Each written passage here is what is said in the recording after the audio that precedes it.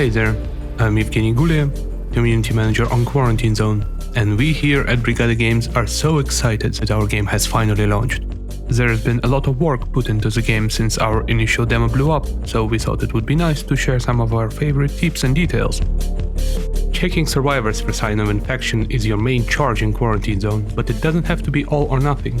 If someone looks suspicious but there are no definitive signs of infection, put them in quarantine and check on them the next day to see how the symptoms have developed, or gone away completely. Forgetting to do so could lead to less than desirable results for you and their roommates in quarantine. The card from the demo proved to be a fan favorite, but was a bit cumbersome, so we streamlined managing the base primarily through the use of tablet. However, we went ahead and left the card in for the players to use and even added a drift option for some fast and furious base management needs. Another tip: be sure to compare the coloration of survivor's skin at the checkpoint versus the photo on file in your tablet.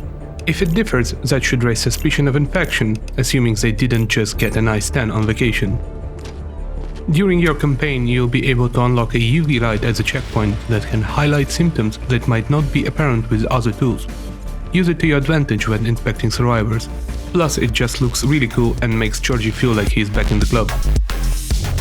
And don't forget about checking survivors' bags for contraband too. They try to bring in items and keepsakes from their lives, and some can be pretty strange or downright dangerous.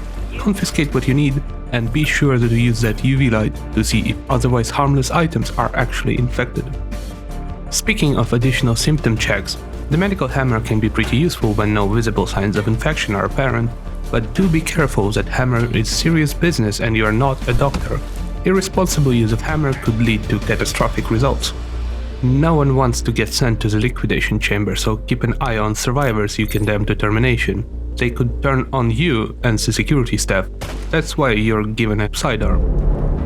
We've added little side quests to spice up your main goals in the game. An example is the survivor that starts putting provocative graffiti around the base that is causing some unease with the inhabitants.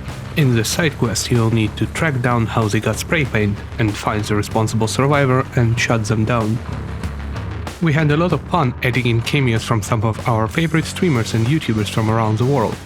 Many provided their own voiceover in their native language, and we've intentionally not localized them at all to keep that feeling of an international quarantine zone where not everyone speaks the same language.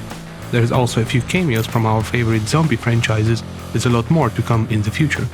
This is just a small sample of what Quarantine Zone has to offer, and we'll have more to share in the near future. Thanks for watching!